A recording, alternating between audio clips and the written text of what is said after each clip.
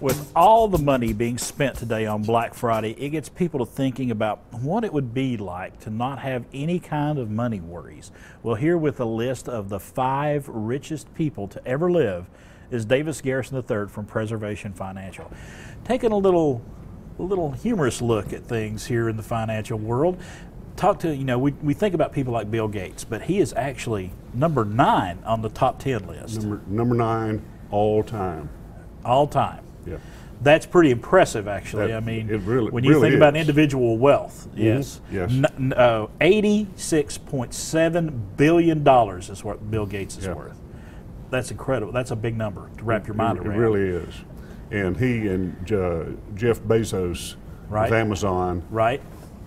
In the same neighborhood? Flip-flop back and forth. And Bezos will probably surpass him over the Christmas season.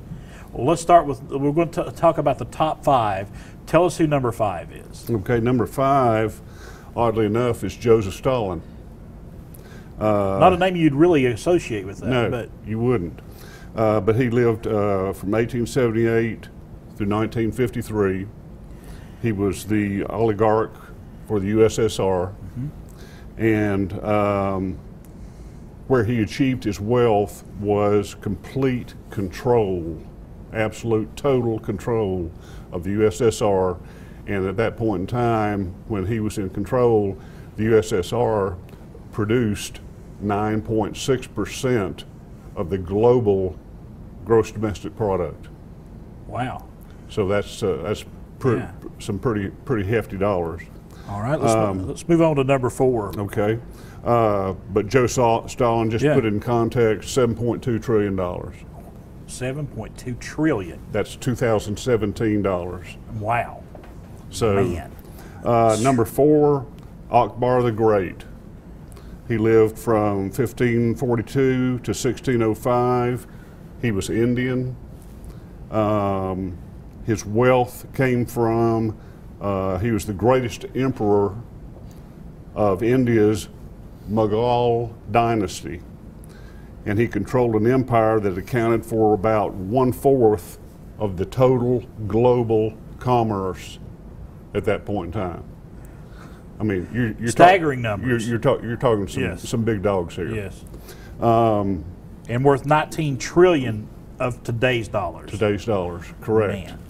And just to put it in context, our economy is worth 17 trillion.